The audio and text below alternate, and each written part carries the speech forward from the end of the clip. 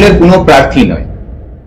এখন লড়াইটা হচ্ছে বিজেপি আর কংগ্রেসের। বিজেপির প্রার্থী সেও বিজেপির প্রার্থী, তৃণমূল যাকে প্রার্থী করেছে সেও হচ্ছে বিজেপির প্রার্থী। এখানে তৃণমূলের কোনো প্রার্থী নয়। এখন লড়াইটা হচ্ছে বিজেপি আর কংগ্রেসের মধ্যে।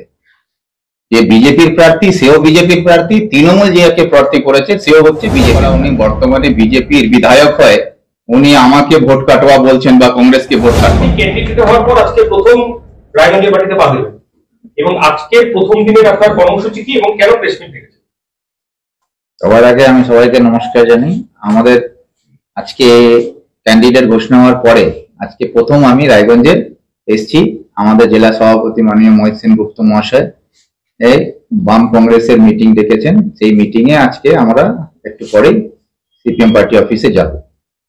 এখানে প্রেসের মাধ্যমে আপনাদের মাধ্যমে রায়গঞ্জবাসীকে, রায়গঞ্জ লোকসভা কেন্দ্রের সকল মানুষের কাছে এটা জানানো কি আমি কংগ্রেসের প্রার্থী হিসাবে এলাকায় উপস্থিত হয়েছি। আমাদের সকল নেতৃত্বরা আমরা আগামী দিনের যে আমাদের কর্মসূচি হবে নির্বাচনী প্রচারের, সেই নিয়ে আমরা আজকে বাম কংগ্রেস বৈঠকের মধ্যে দিয়ে আমরা আগামী দিনে যে আমাদের কর্মসূচি সেগুলো আমরা ঠিক করব। বাম কর্মীদের একাংশের মধ্যে এখনো হতাশা আছে, তারা সিপিএম এর সিম্বলে প্রার্থী পায়নি। সেই হতাশা কাটাতে আপনারা কি করবেন? এখানে হতাশার কোনো কারণ নেই।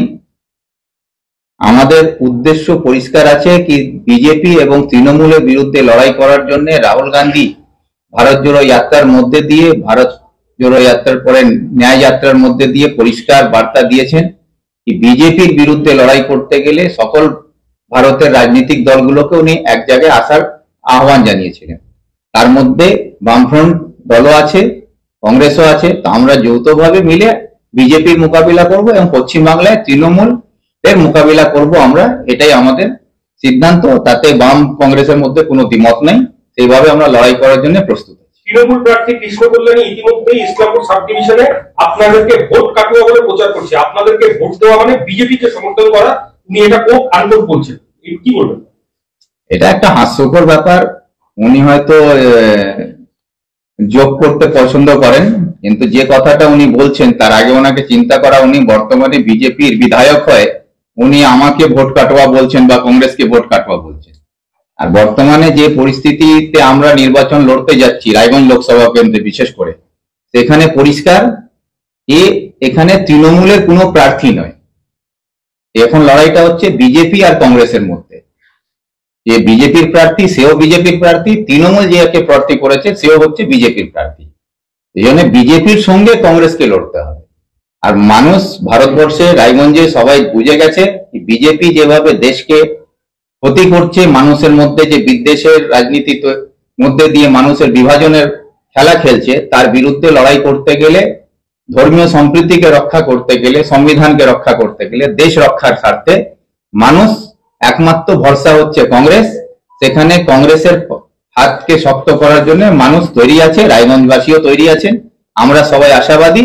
আর যারা আমাদেরকে ভোট কাটোয়া বলছেন, মানুষ তাদেরকে চিনে নিয়েছে, চিহ্নিত করেছে।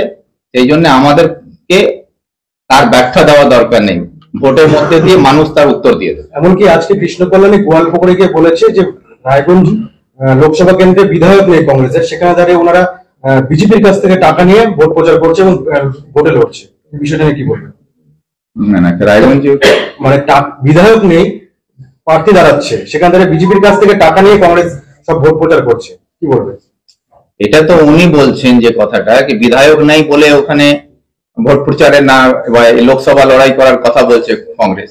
তো সেটা তো ওনাকে বোঝা উচিত কি যে কথাটা উনি বলছেন, বর্তমানে উনি বিজেপির বিধায়ক হয়ে যদি তৃণমূলের প্রার্থী হয়ে আজকে দালালি করছেন, তৃণমূলে এসে বিজেপির দালালি করার জন্য উনি এখানে এসেছেন, সেটা মানুষ বুঝেছে। আমরা কংগ্রেস বিগত প্রায় 45-46 বছর ধরে আমরা পশ্চিমবাংলায় ক্ষমতায় নাই, কিন্তু কংগ্রেস তার রাজনীতিগত মতাদর্শ নিয়ে মানুষকে সঙ্গে নিয়ে অন্যায় অত্যাচারের বিরুদ্ধে, ভারত রক্ষার স্বার্থে, দেশ রক্ষার স্বার্থে, সংবিধান রক্ষার স্বার্থে আমরা কিন্তু লড়াই করে যাচ্ছি। আর তার অস্তিত্ব রক্ষা করেই কংগ্রেস দীর্ঘদিন ধরে লড়াই করে প্রমাণ করেছে কি আমরা ক্ষমতায় না থাকলেও আমরা জনগণের সঙ্গে আছি, জনগণের মধ্যে আছি। আমাদের লড়াই জনগণের জন্য, দেশের জন্য, দেশকে রক্ষা করার জন্য কংগ্রেস সবসময় প্রস্তুত আছে। দাদা, প্রচারে গিয়ে সাধারণ মানুষকে কি কি প্রতিশ্রুতি দেবেন এবং যেটার বিষয়ে কতটা আশাবাদী? না, প্রতিশ্রুতির বিষয়টা হচ্ছে আমাদের কেন্দ্র নেতৃত্বের পক্ষ থেকে পরিষ্কার 5টা ন্যায়ের কথা বলা হয়েছে, যে যুব ন্যায়, মহিলাদের জন্য ন্যায়, তারপরে হচ্ছে কৃষকের জন্য ন্যায়, শ্রমিকের জন্য ন্যায়। এইসব যে পরিষ্কার ন্যায়ের বার্তা দিয়েছেন, সেইগুলোকে সামনে মানুষের কাছে আমরা তুলে ধরছি। তার পাশাপাশি যেহেতু আমি রায়গঞ্জ লোকসভার কেন্দ্রের প্রার্থী হিসাবে আমাদের যে রায়গঞ্জের যেগুলো সমস্যা আছে, যেটা এখন আপনাদের প্রেস ক্লাবের মাধ্যমে কিছু আমরা সমস্যাগুলো আমাদের কাছে তুলে ধরেছেন, সেই দাবিগুলো আছে। এর পাশাপাশি বারসই রাস্তা আছে, সেটা একটা বড় সমস্যা আছে। আমাদের এখানকে স্বাস্থ্য পরিষেবার এখনো মানুষকে চিকিৎসার জন্য বাইরে অন্য রাজ্যে যেতে হয়, সেই সমস্যা আছে।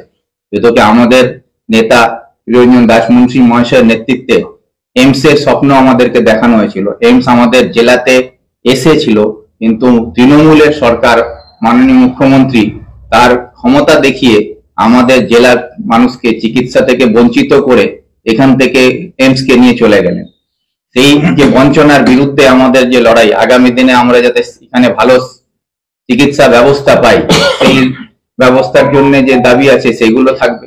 পাশাপাশি আমাদের এলাকার মানুষের যেটাকে আমরা বলে পরিযায়ী শ্রমিকের সংখ্যা আমাদের জেলায় দিনের পর দিন বেড়ে যাচ্ছে, সেটা একটা বড় সমস্যা আমাদের জেলায় আমি মনে করি। যাতে পরিযায়ী শ্রমিকের সংখ্যা যে আমাদের জেলার থেকে বাইরে চলে যাচ্ছে, সেই শ্রমটাকে যাতে আমাদের জেলা বা আমাদের রাজ্যে কাজে লাগানো হয়, সেই ব্যবস্থা যাতে সরকার করে, তার জন্য যা করার সেই ব্যবস্থা করার চেষ্টা করব আমি।